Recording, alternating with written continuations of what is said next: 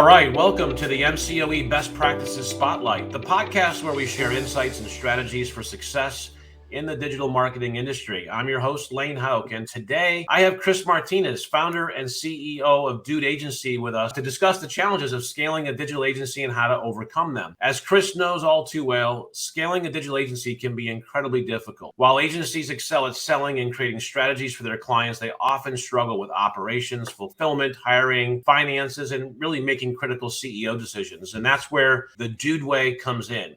The Dude Way is a proven framework developed by Chris and his team to help digital agencies overcome these challenges and achieve sustainable growth. Through this framework, Chris has helped countless agencies navigate the complexities of scaling and has empowered them to make informed decisions and achieve their goals. In this episode, Chris is going to share with us some insights and expertise on the Dude Way and provide valuable advice for agencies looking to scale their operations and achieve long-term success. So sit back, relax, and get ready to learn from one of the leading authorities in the digital marketing industry, Chris Martinez, founder of Dude Agency. Welcome, Chris. Woohoo! That was amazing. Awesome. You pulled that off my website? I didn't even know I read your website. Did I write that? I was going to say, did I actually write that? Thank you very much for that introduction. That was great. Yeah, made me absolutely. seem very smart. Thank you for joining us. I really appreciate it. I know our agencies who are going to watch this show are going to definitely benefit from me being able to maybe spend a little time picking your brain and just unpacking what do you do at Dude Agency. But before we get into Dude Agency and how you help agencies scale, give us a little insight about Chris and your family life, your personal life, where you grew up, just some interesting things about you. Yeah, sure, man. Let's go back. So I grew up in a suburb of Los Angeles, a city called Torrance. I think I had a unique upbringing compared to a lot of people that are in the space. So this is the early 90s. I had a troubled childhood. And so when I got to be like teenager years, I started gravitating towards some kids that we would be labeled as the hoodlum kids. And this is like the early 90s. So we were all about trying to be bad little gangster kids. And so that was basically like what I was all about. I would have been labeled a troubled kid or things like that. And partly, like I learned later on going through therapy and trying to resolve some of the crap that I had to go through as a kid, I had to deal with a lot of physical and emotional abuse when I was younger. And most likely the other kids that I was hanging out with, they kind of had to go through the same thing. So we didn't talk about it, of course, but most likely we were all abused kids. And that was one of the reasons why we got together, is because we were like this little group that could support each other. And I think that's very common with kids that had to go through some difficult things, is like they all look for an outlet. Actually, even adults today, people that are in trouble, they are looking for a sense of community, a sense of belonging. And so unfortunately, like our outlet was doing bad shit. So like we're little hoodlum kids. But one of the things that kept me on the straight and narrow and why I didn't go down a much worse path than some of my friends was that I played soccer. So I was obsessed with playing soccer. I was a pretty good player. And so I was doing that 4 or 5 days a week. So I wasn't able to get in trouble as much. Sure. Really didn't have anything to do with me. I just got lucky. I was born into a family where we had a little bit of money where we could pay for travel soccer. And so once I got to high school, I separated from my friends. And actually, when I was in 8th grade in middle school, all my friends got kicked out of school because we were smoking weed in front of the school. Somebody called us in. Everybody got kicked out except for me. I was the only one. Wow. And it was just one of those things where like I just took one little hit and I wasn't really high. All my other friends were stoned out of their mind. And so they all got booted and then they all disappeared. So a lot of those kids had already gotten into gangs by that time. We were like 14 years old. My best friend was in a gang. He was doing drive-by shootings when we were 14 years old. I mean, like terrible stuff. And so then I got to high school, really focused on sports, ended up going to college, didn't play soccer in college, was just a kid. And then got out of school, started getting into sales. Fast forward 2007, end of 2006, December 2006, my dad got diagnosed with pancreatic cancer. He died 2007, 3 days before I turned 27 years old, January 10th, 2007. That was really difficult. I decided I was going to start a soccer magazine because I was super passionate about soccer. That business failed. I made every single mistake that you could possibly imagine. I lost a ton of money. I was in debt. I was getting sued for bills that I'd owed. And I had to make a decision as to what I wanted to do with my life, because at that point I was also going through a lot of emotional, I couldn't deal with the grief ultimately. Went to therapy, saved my life, started paying off my debts, and basically restarted my life. And that's when I started getting into marketing and digital marketing specifically. Fast forward to 2012, I started this marketing agency. We grew that. We had a couple hundred clients. And then in 2017, I decided, you know what, I want to go in a different direction, do a little pivot. Started Dude, which was basically we were doing outsourcing for design and development. At this time, actually in 2015, I had shifted my operations from the Philippines to Tijuana, Mexico. So I was living in San Diego at the time. I was like, I wonder if I can build a team in Tijuana, use them for my agency. Obviously, same time zone, speak English. So I was traveling back and forth across the border pretty much every single day to go help manage my team down there. And it was an absolute game changer for my agency. So 2017, I was like, you know what? I wonder if I can help other agencies get access to this hidden talent pool in Tijuana, Mexico. We launched Dude, started running ads. That started picking up steam. All we were doing at that time was just outsourcing design and development. Okay. And so then it started, we got to 12,000 in MRR really fast. And then we bought a booth at the Traffic and Conversion Summit in 2018. We spent like 10 grand all in, which was a significant amount of money, especially when you're doing 12 grand in that business. And that show went amazingly well for us.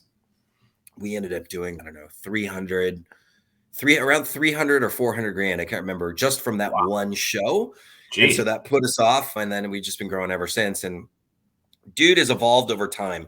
We've always essentially fixed operational challenges, right? When you look at the outsourcing for design and development, we fall underneath the operations department. And so we've always been solving operations challenges.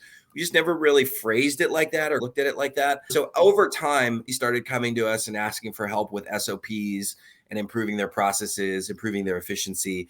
They also started asking us about, like, how do you train people? How do you run your organization so well? Because we have around 100 employees. And so they started asking us about that type of thing. And then also the profitability. Hey, I'm really good at selling. I'm getting better at the operations. Like, how do I increase my profitability? Can you show us how to improve that? That's essentially what it is that we do now. We help agencies with people, processes, training, and profit, and essentially help them fix all their operational challenges so they can truly scale the business. We have a big, hairy, audacious goal where we're looking to help a BHAG. Yeah, exactly. We're looking to help 100 agencies to reach a $10 million valuation. And that valuation is the key part, because you can have a $10 million a year revenue business and it not be worth 10 million bucks. You can also have a $4 million revenue business, but it's super profitable and it's valued at 10 million. We're looking to help 100 agencies reach a $10 million valuation, which would mean that all of our businesses combined, all of our clients combined, are worth $1 billion. So we're looking to create that first $1 billion club for all of our clients. Yeah. That's awesome. That's That's basically what we're doing now. Yeah. So where are you at in that goal? In terms of valuation? Yeah. Oh man, we've got a long way to go. We just had one of our clients get an offer for their agency yesterday. They got 10 million. They're not going to take it. They're going to continue to grow the business, but that's really cool. We have a lot of clients that are like on the way. I couldn't tell you exactly how much our clients are worth yet. We'll have that data in the next 3 months because we created a valuation calculator for our clients. There you go. That's awesome. So we're collecting that data. We'll let you know where we're at. And even if it takes 3 years, 5 years, 10 years, whatever, we will get there. Awesome. So let's start here. This term scaling an agency is out there a lot, right? Scaling my agency. I hear that. I'm scaling my agency. I'm scaling my agency. What does that mean to you? Scaling an agency. It's essentially, you're right on that. This is like a buzzword, scaling the agency, right? To me, it essentially means that you have systems and processes in place where you can consistently grow the business like at will. So like you plug in $1 here and you know exactly what's going to come out on the other side. And so that's what a lot of people are looking to do. I think what most agency owners focus on, and this is partly a personality thing, partly an education thing, is that they focus just on sales, right? And sales is like one of those initial things that you need to have a good offer. You need to have a good lead generation strategy. It helps if you're niched. It helps if you're productized. What I would call the fundamentals of starting an agency. So like when you're in the startup mode, going from 0 to $500,000, let's say, you focus just on sales. But once you get to that $500,000 mark, The focus needs to shift. You have to actually start to build an actual business. And in the agency space, selling is actually the easy part. Because let's think about what it is that you're actually proposing to a client or a potential client. You're saying, hey, Mr. Customer, you give me $1 and you let me do my magic. And then in 90 days, 30 days, maybe 6 months, I'm going to take that $1 and it's going to come back with 10 friends. That's what you're selling. If you can do that, you're going to have more business than you know what to do with. You won't even have to advertise. All your clients are going to tell all their friends, they'll be like, dude, I got to work with Lane. Dude, I gave him $1,000 and I'm doing this year. I'm going to have record breaking sales because of what Lane helped me out with. And so doing that on a smaller scale, when you're getting started, when you're doing it for 10 clients or 20 clients or 30 clients, you can kind of, you can figure it out. You can make it work. You can be super sloppy with your processes. Keep in mind you're grinding and you're working 60, 70, 80, 90 hours. I started my own agency. I was working from 6 a.m. to 1 a.m. every single day for 2 years. It's just what I had to do. And so basically you can get to $500,000 with blood, sweat, and tears. You can figure that out. It's when you get beyond that people start to have challenges and they have what I call plateaus and bottlenecks, right? Yep. 2 steps forward, 1 step back. The things that you were doing last year, it's not working anymore. There's bottlenecks. There's deadlines that are getting missed. People that are missing, checking off all the boxes of the things that they need to do. Lots of operational and fulfillment bottlenecks start to happen, right? And typically agency owners will start blindly throwing darts at a dartboard, being like, let's try this and let's try this and let's try what I read in this book and let's hire this coach and let's do what this guy says. And a lot of them end up taking their foot off the gas on the marketing and sales and not selling as much because they are terrified that if they sell more, it's just going to mean more fuck ups on the operations and fulfillment side. Ruin their name, reputation, bad reviews. Exactly. And if you're niched, you know that these people talk. Yeah. You know, any home services niche, for example, these people are tight. You know, you're coming in, most of the time you're the outsider, you're the nerd. Like, it's taking you a lot of time to help to try and build trust with these folks. And you screw up once, twice, 3 times, it's probably over for you. Or it's going to take a long time to rebuild that reputation. Yeah, go find a new niche. Exactly. So that scaling side of it, it has a couple different meanings. At the beginning, when you're in startup mode, it's scaling sales, but truly scaling the business, it means that you not only have the sales side locked in, but you have the operations side locked in. Mm-hmm. And that's much more complex. I talked about people, process, training, and profit. And so that's what it truly means to scale. So ultimately, if you have both of those pieces, that's when you can basically, the sky is the limit. When do you recommend that agencies white label versus outsource versus insource? Do you recommend it be anytime? Do you recommend that in the beginning they outsource and then at a certain point they insource? And I know it sounds like with operations and what you're doing, you're really helping agencies figure out how to do the fulfillment internally with those processes and SOPs. Is that correct? That's an aspect of what it is that we do. Yes. So let me answer your question first. Okay. There is no black and white answer on this, right? Okay. Like I say this all the time. Anybody who tells you there's only one way to do something is selling something. Yeah. There's a lot of different ways that you can approach it, and it really depends on your phase. So what phase of running an agency are you in? It also comes down to your budget. So I don't care if you outsource, if you have contractors in the US, if you have W-2 employees in the US, if you have contractors all around the world, it doesn't matter to me. If it works for you and it fits your budget and everything is getting done, who gives a shit? So who am I to tell you that you have to start outsourcing this part? Or what I want you, the CEO, to be wise enough to be able to analyze things, collect the data, and then make decisions based on facts and not feelings. You'll figure it out. You'll know the answer once you know the right principles in the framework. So when it comes to, let's just take the startup mode, because I was just having a conversation with somebody who's in that startup mode earlier this morning.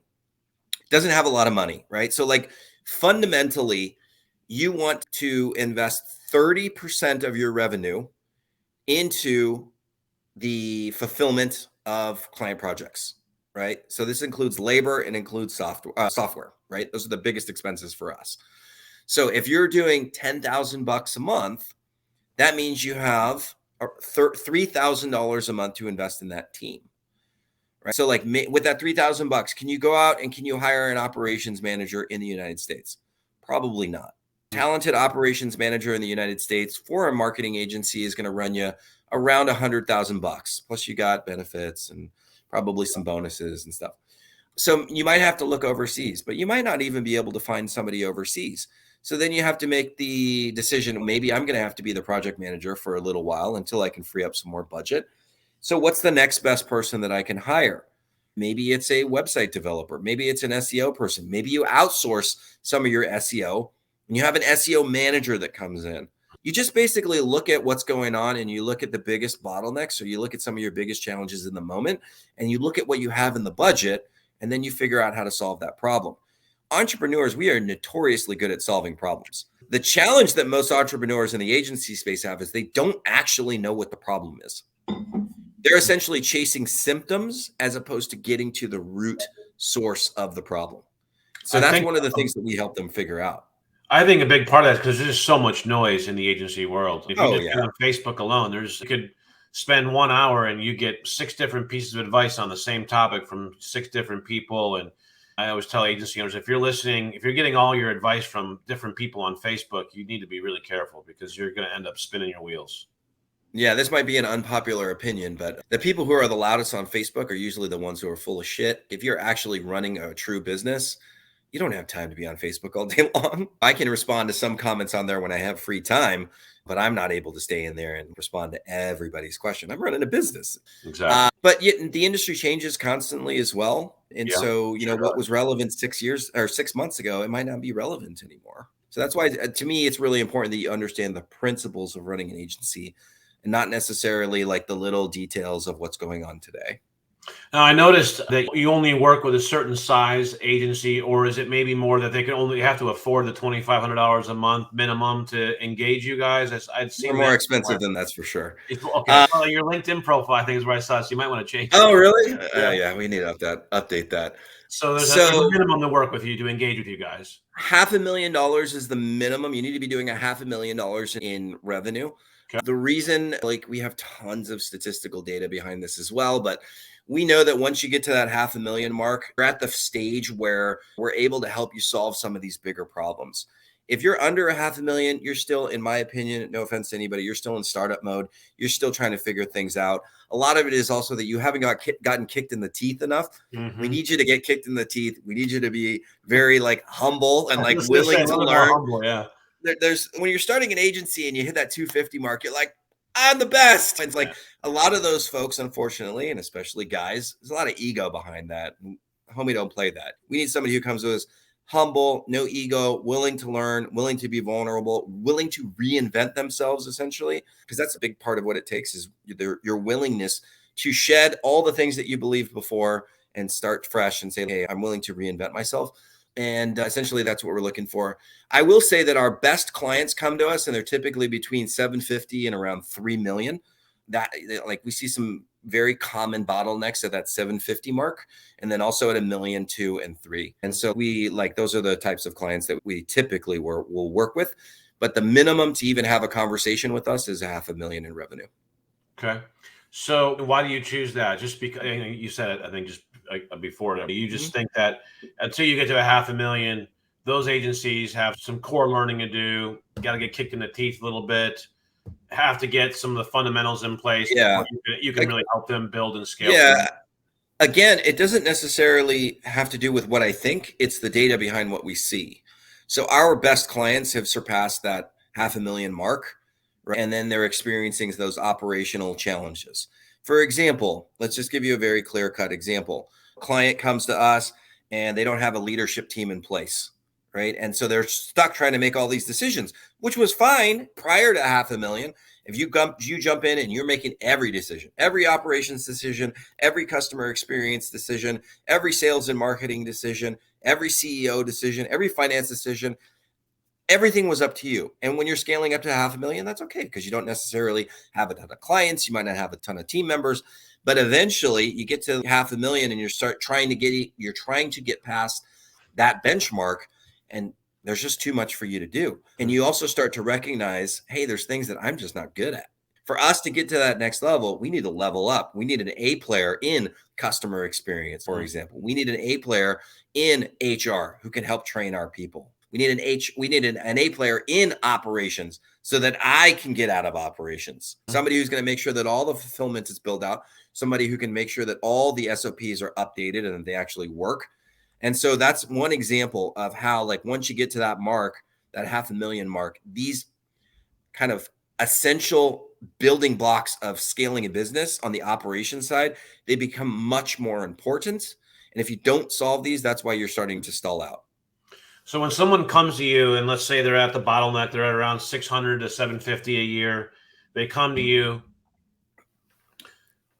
for help to see what they can do to level up and get to maybe $1.5 million, $2 million, do they make that next leap? What are some of those key bottlenecks that agencies at that level are typically facing that you see that are like, hey, this is where we need to focus and dial in to help you get to that next level? Yeah, I love this question. So I'll tell you what they typically think it is, and then I'll get into what we do for them. So there's the misconception and then there's the reality. Yeah, I was talking earlier about chasing symptoms and not actually getting to the root cause problem. Yep. They say, you know what? I really need to hire an SEO manager. I really need to hire this account manager. I really need to hire a rock star developer that also knows how to do copy and understands technical SEO. They think that if they find this one magical unicorn, that it's essentially going to fix all the business and that they're not going to have any more bottlenecks, and then they can finally go out and sell more. While elements of that might be true, let's figure out, why are they into that position in the first place? So what we do for our clients, the first thing is we look at their infrastructure. This is not sexy by any stretch of the imagination, by the way. So we look at their infrastructure. Let's look at the org chart, right? Who is responsible for these different departments? What we typically see is that you have a handful of people that are wearing 10 different hats. And so you're getting 2 hours a week of somebody who should be in this position 40 hours a week.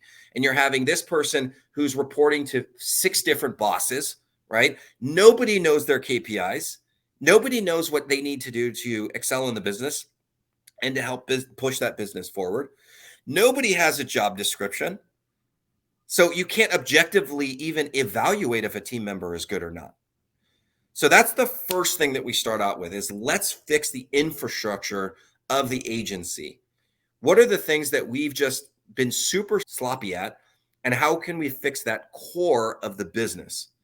And ultimately what you'll find is we'll figure out what are the seats that we actually need to fill based on the data and not just on my gut feeling. What are the seats that we actually need to fill? How are we going to put this person in a position to succeed? And what do they need to do to actually move the ball down the field? I use this analogy all the time with our clients. Did you play like football growing up, or did you see soccer? You were a soccer guy too. Yep. Okay. So when we were playing soccer growing up as kids, because I'm a soccer guy, you play every position. Like, you're on the playground with your friends. 1 minute you're the goalie, next minute you're forward, next minute you're dropping. There's no strategy whatsoever. There's no lines. Everybody's just running. We call it amp ball. Yeah, it's the bumblebee of the little kids constantly chasing the ball around, right? Yeah. That's just how it is when you're a kid, and you're having a blast. Right? We're having so much fun. That's what it's like when you're starting an agency. By force too, like, you don't have a lot of budget. Everybody's just running around trying to make this thing work. Then eventually you start to get to be like your teenage years, and things start to get more structure. You're starting to learn a position. A lot of the times you are playing multiple positions, but you're starting to learn a little bit more about the game and have a little bit more structure in place. Then you get to high school, right? Starting to get much more structure. You have consistent practices. Your coach has more training as well. There's a practice plan. You have strategy going into the games. You learn different ways to defend, different ways to attack, right? Now, if you have the opportunity to go play in college, now it's different, right? You are typically being recruited to play one specific position. They might change your position, but you're definitely not going to be playing forward 1 second and goalkeeper the next. Right. It doesn't work like that. Then if you get to the next level at a professional team, it's way different, right? You are very specialized. I actually use American football for this example. At the pro level, you might actually be hired to just do one play. Yep. You might just be hired just to do kickoff returns. That's how specialized it becomes. And so with our agencies, they go from elementary school, everybody's running around doing everything, to middle school, they're having a little bit of structure, but now we have to get that true like standardization, specialization on the team. And so that's basically, we get them to that college and professional level. That's the Really good infrastructure that we analogy. build out first. That's what these people need. They don't know that they need it, but that's what they actually need. So that's the first phase of infrastructure. The second phase is what we call the finance day. That's where we start to establish budgets. Again, not fun, not sexy at all, Yeah, boring but it's stuff. really important. Like, you have to know what your sales goals are. I talked to most of the agencies that come to us. I was like, what's your sales goals for next month? I don't know. What was your sales goals for last As quarter? much as possible. I don't know. So if you don't have these in place, if you don't have a gross margin goal, if you don't have your cost of goods goal in place, how are you going to actually grow the business? Like, a lot of, especially like younger entrepreneurs are like, I'm going to be at $1 million in a year. Okay, show me. Show me how you're actually going to do it. I'll figure it out as I go. Good luck. You might get there, but I guarantee you it's going to take you a lot longer. So we give them the financial plan of how they're going to actually grow the business, the budget, so they know how much they can spend. So you might have identified, hey, I need an SEO manager. How much can you spend on that SEO manager?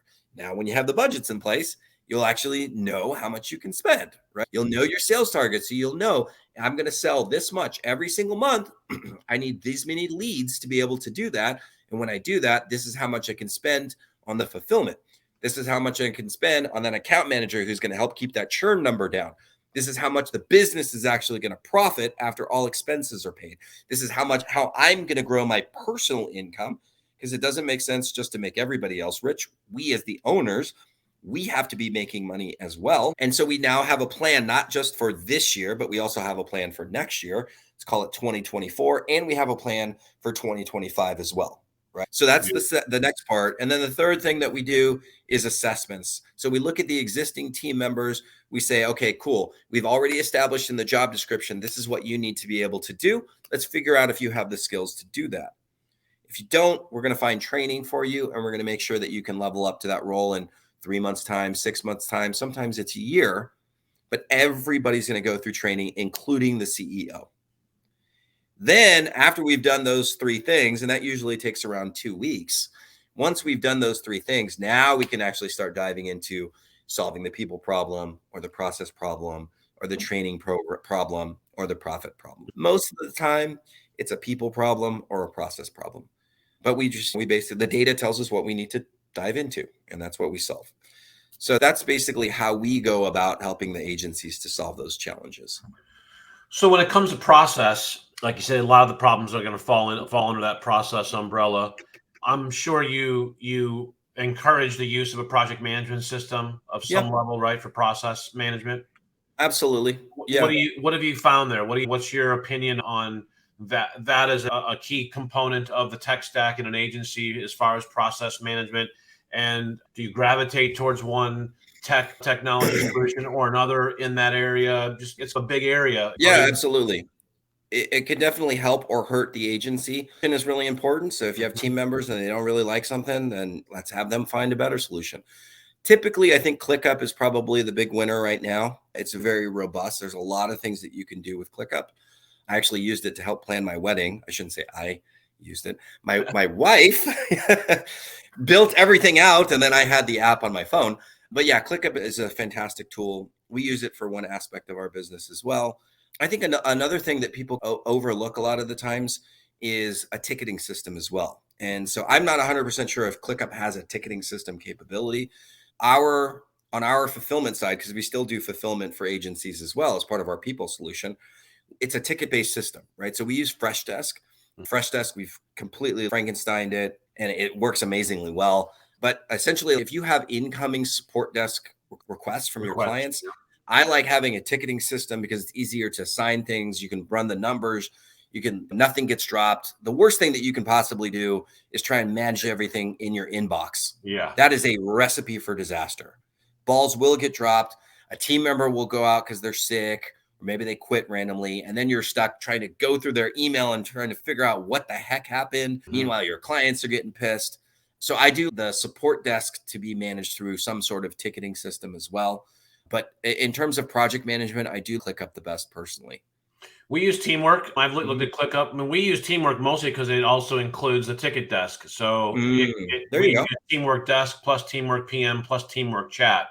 Yeah. And so for us, I was looking at trying to reduce that technology stack starting back in 2015, 2016. It just got bloated. We had so many Yeah. different software tools, Right. and none of them were talking to each other. And I was like, man, we got to try and condense this thing, or we're never going to be able to scale and train. So we Right. replaced Slack and Skype because we were using a little bit of both. It also was a good process. It was a little bit of both, but we combined Skype and Slack, Zendesk, which we were trying to use then, and Basecamp at that point. And I combined all of those into Teamwork. So now we have Teamwork Desk, Teamwork Project Management, and Teamwork Chat all integrated into one tool. So that's awesome. I don't know if you've ever seen Tony Ricketts. He's a software guy by trade. He built his own ticketing platform and project management system. I think if I was that smart, I would probably go that route. But what you're doing it makes a whole lot of sense as well. Yeah, I agree with you. You agency, especially if you get, I think it's at 10 or more clients probably, but for sure at 20 or more clients, you need to have a ticket desk because trying to manage incoming requests and all that through just email is a recipe for dropping the ball one or more times for sure. Yep, definitely. Yeah. So what else in the overall process or journey or goal of scaling an agency? Have you had agencies come to you at say 500 to 700, and then now they're at $1.5 million, $2 million, and now you're helping them with different problems? Yeah, absolutely. Give us an example of what that looks like. Yeah, absolutely. So let me just explain to you really quickly. When it comes to scaling the business on the operations side, the problems are always going to happen in those same 4 pillars. It doesn't matter if you're going for $500,000 to $1 million to 2 to 5, whatever. It's still people, process, training, and profit. That's the framework right there. Now, what happens within each of those pillars might change. So as you're scaling up, you need to hire more people. Maybe you have middle managers now, right? It's still a people problem. Sure. Your processes are going to change. You introduce a new product, for example. You're going to have different processes for fulfillment. It's still a process problem, though. The training, obviously, as we're leveling up, everybody needs to improve. The training needs to improve as well, but it's still a training problem. And profitability, your margins are going to change a little bit. Your financial goals are going to change. Yeah, exactly. But ultimately, if you can fix those 4 problems, and make sure that those are in alignment, people, process, training, and profit, you will be able to blast through those plateaus. Sweet. So let me give you an example. My friends Michael and Laura, they came to us. They were actually at the 3 million mark. They won the Inc. 5000, right? They had around 25 team members. Things were going really well, but if you look underneath the hood, we had some people that were in the wrong seats. Profitability wasn't nearly where it needed to be. They didn't know what their margins should be. They were missing a lot of that profit planning piece. Now, keep in mind, they did an amazing job, but they were bottlenecked, right? It's like that 2 steps forward, 1 step back. So basically they came to us. We looked at the people problem. We started to work on that. We looked at the process problem. We started to work on that. Profit problem was definitely one of the things that they didn't recognize that they needed, but then we quickly learned that was an issue. And so within a year after working with us, they basically went from 3 million to 5 million, dramatically increased their profitability. And so now they're crushing it. And then they have more leadership team. I think they doubled the team in that year, also while being incredibly much more profitable and efficient. And then able to take a lot more time off, get the house, got the boat, had another kid. That's the key right there. Yeah, exactly. Like you can scale a business and have a life. Yep. In my opinion, what's the point of having all this money if you're not able to spend it, or if you're not able to spend time with the people that you love? This actually goes back to one thing that I learned when my dad died. He was gone so fast. A month, he was gone. I'd give all the money I have ever made just to have 10 more minutes with my dad, 5 more minutes with him. And that's the thing is we aren't going to live forever. So while building the business is fun and there's a time to grind, we do need to make sure that we're keeping track and we're able to invest in the things that truly matter to us. Your health, the people that you care about, whether that's one person, whether that's 10 people, whether it's 200 people, whoever that is to you, you do need to make sure that the business is serving the lifestyle that you want as well. For sure. And that's the great thing about this industry. I truly believe it's one of the best industries to be able to have an amazing lifestyle, to be able to work from the road if you want, but it can also follow you everywhere, this business. And so there's that other side of the line. You got to really be careful that the phone gets put down, that you do spend some time outside, you do things away from the business. Otherwise, it'll grind you down right to a pulp. Yeah, I want to talk about that actually for a second, if you don't mind. I think that like we're in a very interesting time in our culture, in our history, American history specifically. And I think that a lot of people think that the business will give them a sense of value. And I will say this as somebody who lives in a different culture. I live in Mexico now, grew up in the United States. Obviously, I'm an American citizen. So I'm an American citizen, but I'm also able to look at a different culture. And I'm a sociologist by trade. I went to study sociology in college. So I'm able to analyze cultures a little bit differently. Sure. In American culture, especially if you're a man, I would say your value as a man is defined by what you make, the income that you make, your net worth, these things like very like financial black and white targets. Why is it that? I have no idea. Here's an example. You go to a party and you meet somebody new. What's one of the first questions you ask them? What do you do? What do you do? What you do essentially defines your value as a human being in American culture. In Mexico, you go to a party. Do you know what one of the first questions they ask people are? What do you like to do for fun? I don't know. Or what do you like to eat? Where are you from? Where are you from? Where are you from? Because for them, that tells them and their culture a lot more about the person than anything else. Where are you from? Ah, cool. And then that starts a whole nother conversation, right? Two very close cultures in terms of distance. Geographically, yeah. Geographically, the very opposite ends of the spectrum. In the US culture, we have record numbers of anxiety, depression, mental health issues.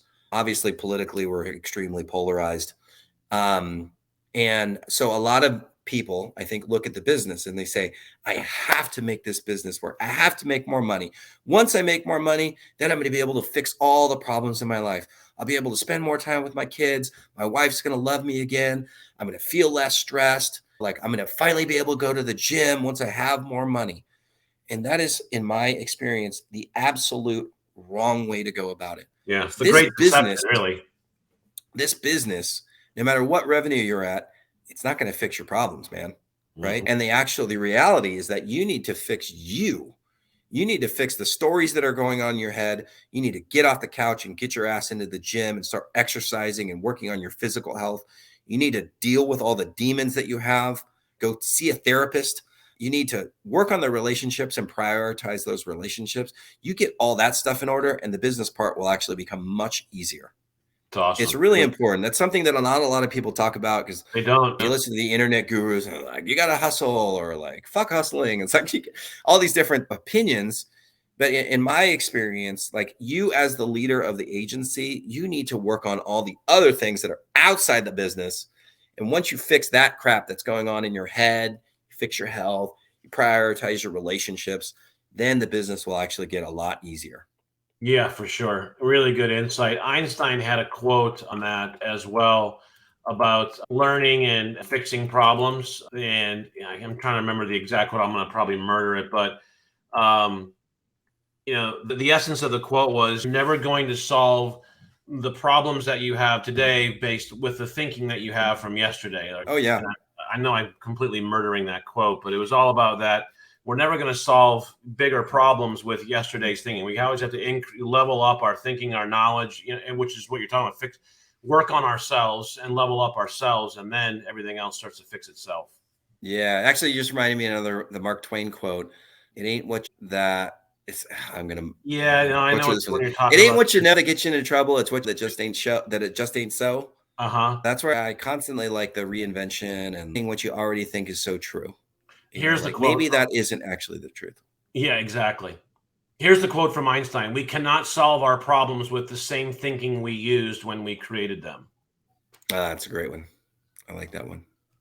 Because we do. We create problems because of our weaknesses or our own mindset or our past, whatever. We bring all that into today.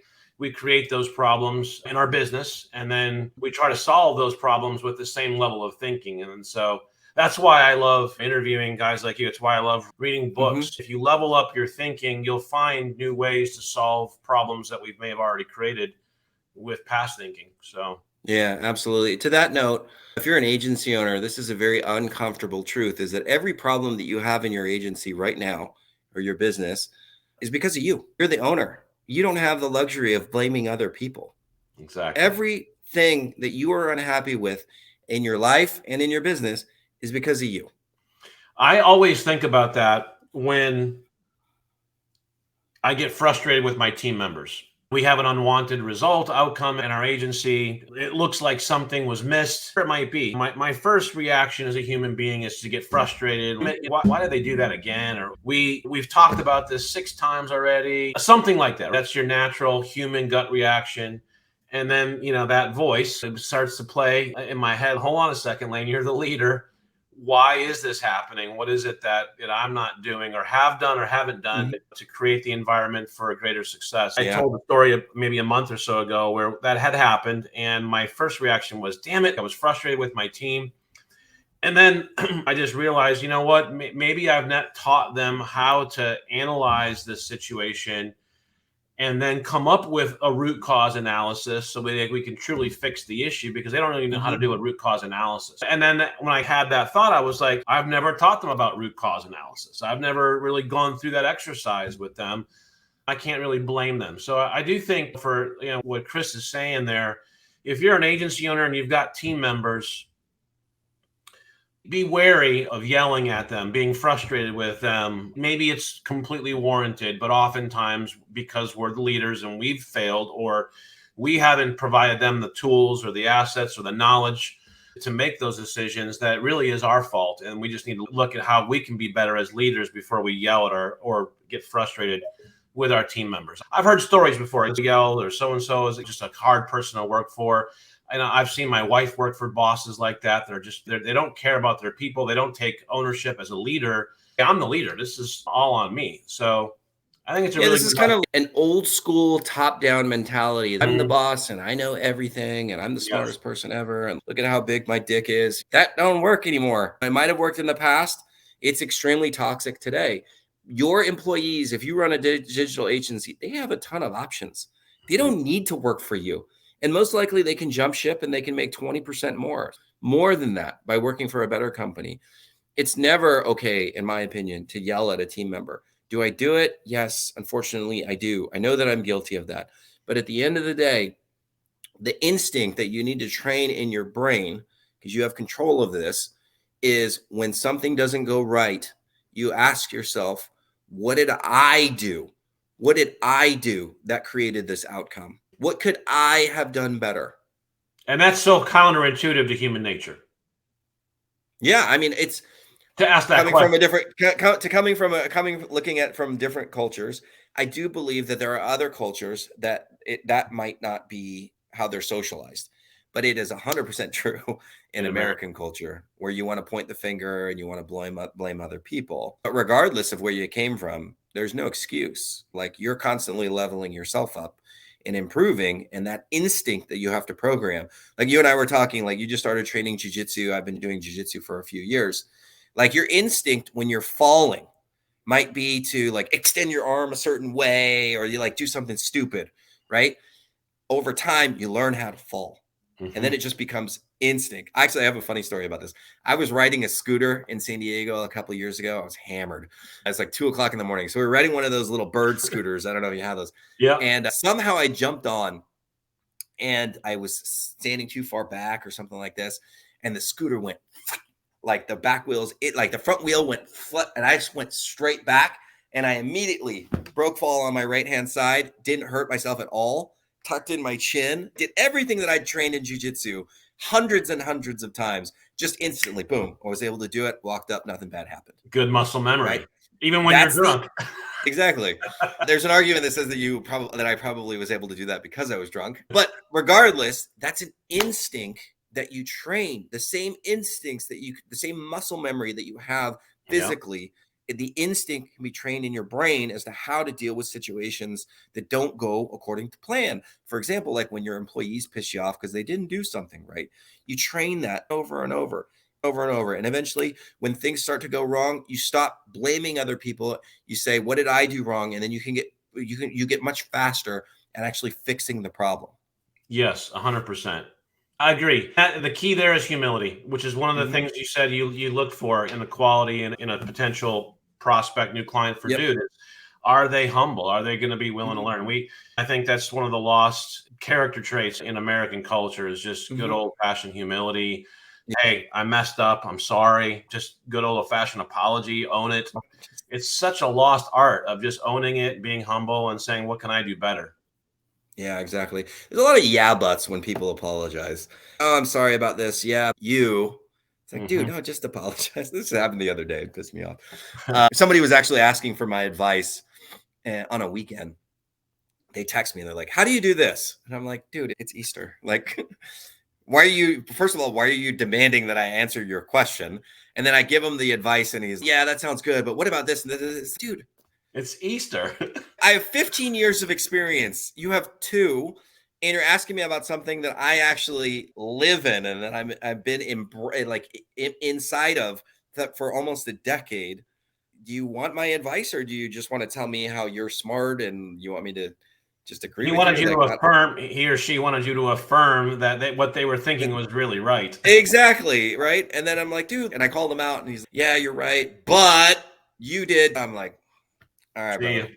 See you later. Yeah. So, anyways, I've only got a few more minutes, Lane, so I want to make sure that I can answer any of the most other pressing questions that you have.